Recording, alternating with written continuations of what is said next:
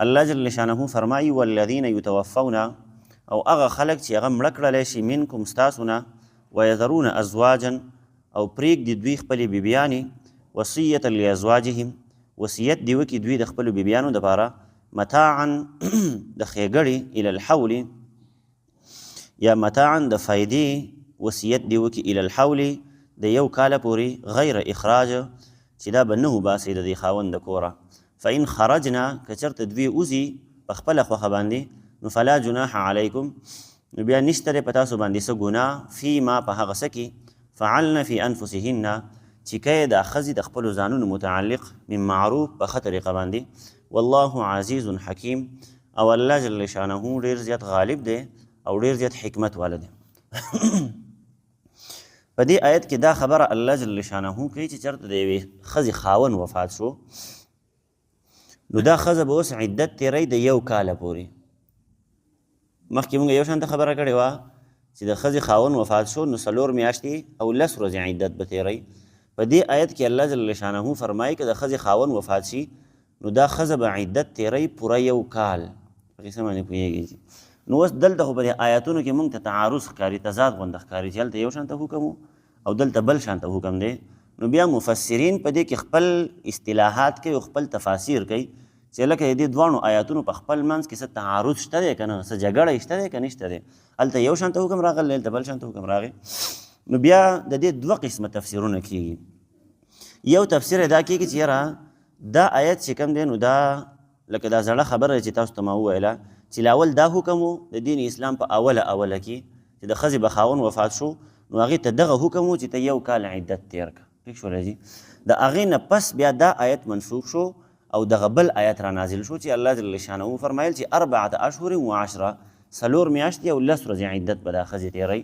نو د دې آیت حکم په هغه آیت سره منسوخ شو شاته چې کوم آیت راغلی او د 4 میاشتو د 10 ورځو متعلق یو تفسیر دغه دی دویم تفسیر دا کېږي چې یاره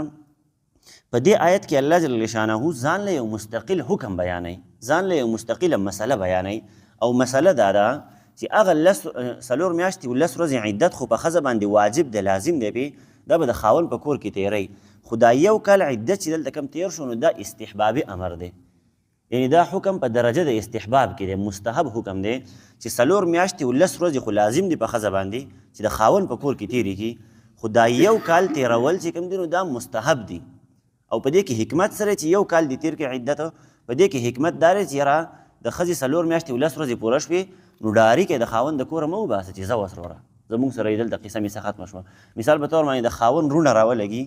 یا د خاوند پلار راولګي او دا ښځه د خاوند د کوره وباسي چې 4 میاشتې و 10 ورځې عدت دې پوره شو اوس زه به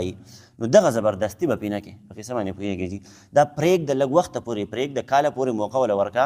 چې هغې کې دا ځان سیټ را سیټ کړي او د هغې نه پس که دا د چا سره نکاح کول غواړي چې هغه نکاح وکړي ٹھیک شوله نو دا ځان له یو حکم دی چې دغه 4 میاشتې 10 ورځې تېرول عدت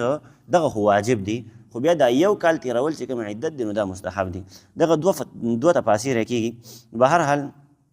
همدغه خبره ده چې لاول دا 4 میاشتې و 10 ورځې دا واجب عدت دی دا یو کال چې پکې کوم بیا راغی نو دا مستحب دی یعنی ښه خبره ده که دا ښځه د خاوند په کور کې ناست دی او کیدای شي څوک پسې دلته رشته راولېږي نو که رشته پسې راله خو بهتره خبره دی چې د هغې سره بیا نکاح وکړي زموږ پښتنو په معاشره کې ناشنا غونته رواج دی دا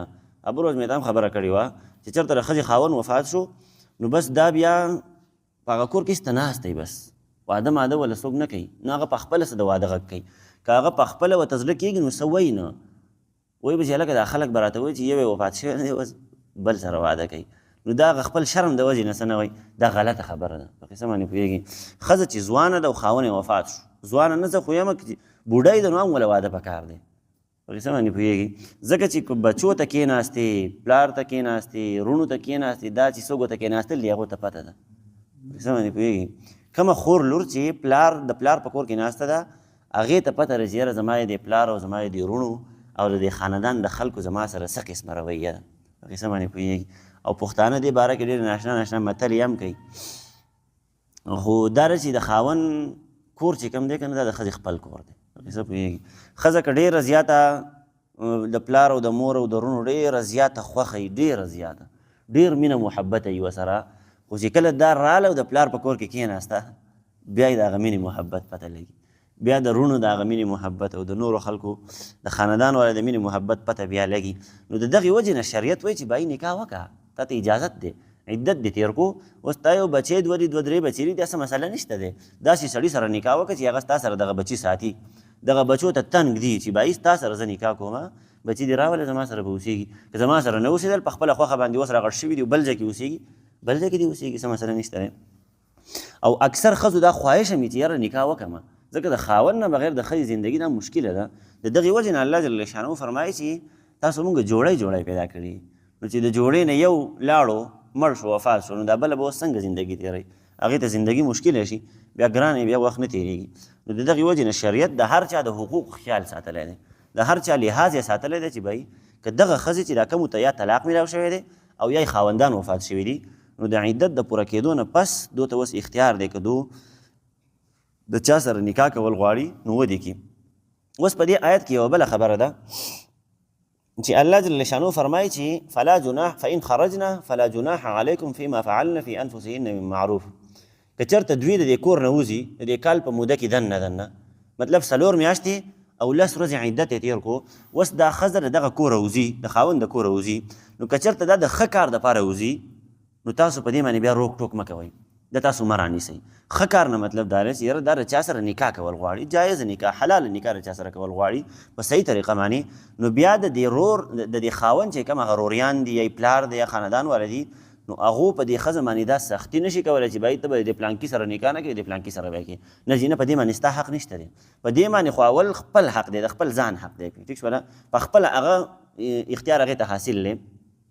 او بیا زمونږ شریعت او فقه یو مسله ذکر کوي چې یوه ښځه د باکره او بله ښځه د سیبه.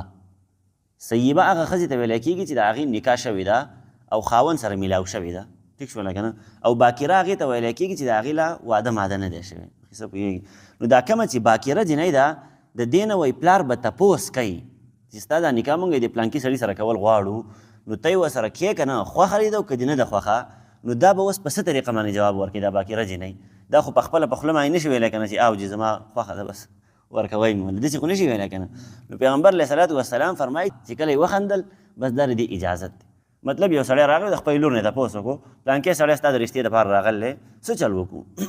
ستا خوښه ده چې هغې له دې ورکړو، نو که هغې وخندل یا مطلب خاموشه شوه نو دا د هغې اجازت دی، مطلب هغې تا له اجازت درکړو چې زما نکاح د هغه سره وکړه. او که په جړا شوه یا یې په خوله باندې انکار وکړو چې زما نکاح به ورسره نه کړې، نو بیا تا ته حق نه دی حاصل، پلار ته بیا دا حق نه دی حاصل چې هغه راولګي او د دې خپلې لور، هغه لور چې په کور کې ناسته ده لا واده شوې نه ده مخکې، د دغه لور نکاح پلار په خپله خوښه باندې نشي کولی.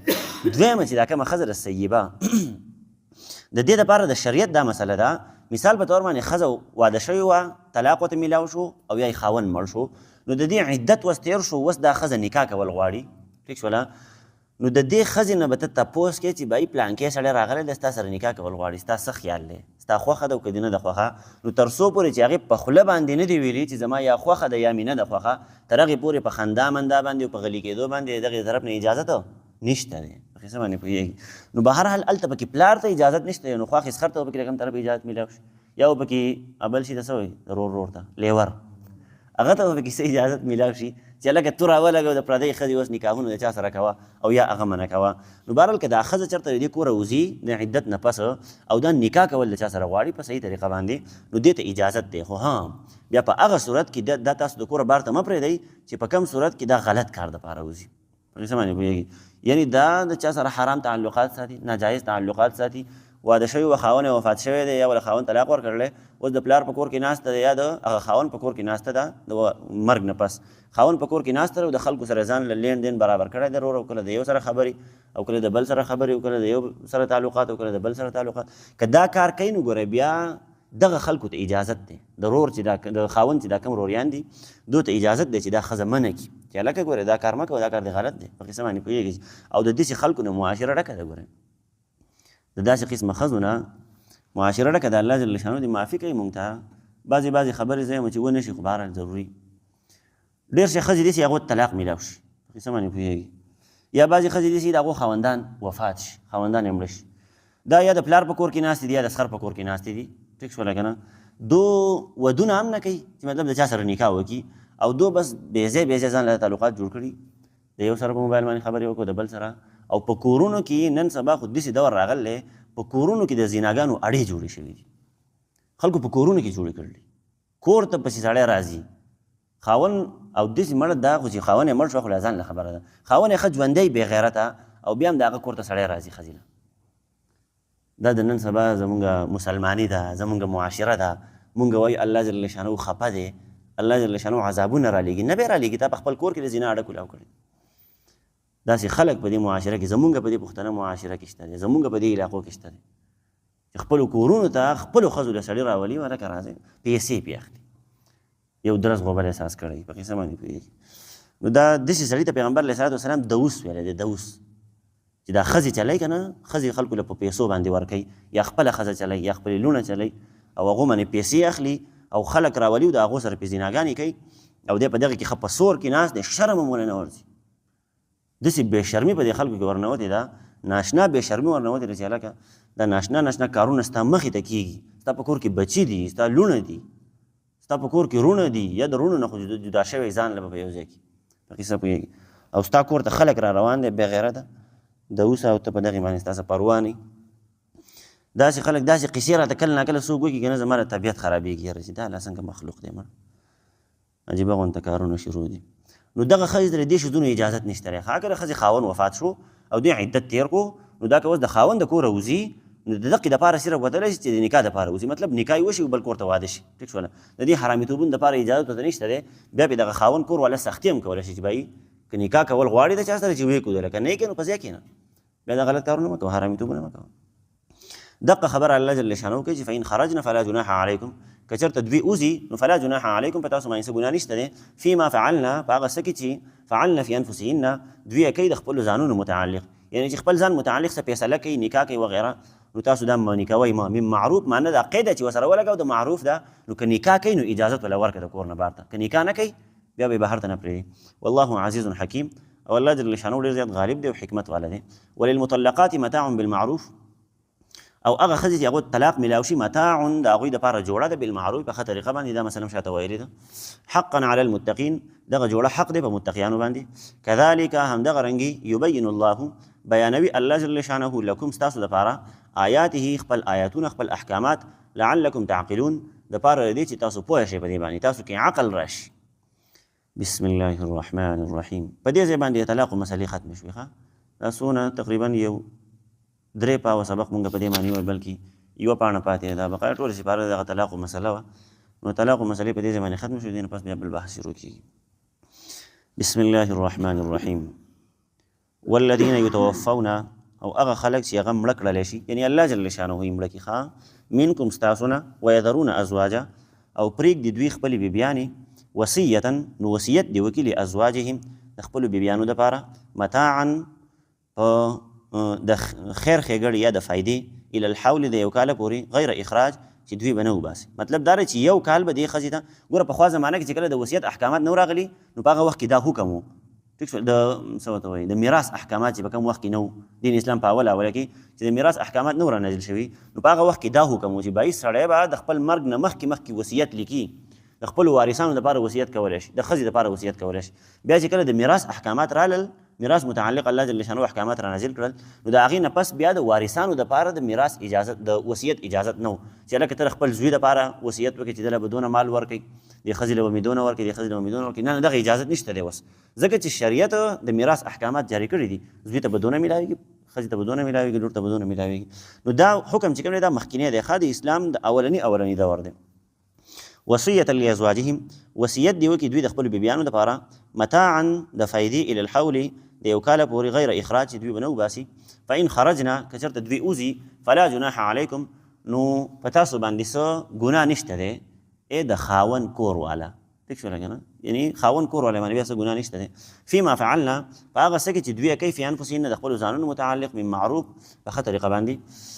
والله عزیز حکیم والله جل شانه ډېر زیات غالب دی او حکمت والا دی. وللمطلقات او هغه ښځې چې طلاق ورته میلاو شي متاع بالمعروف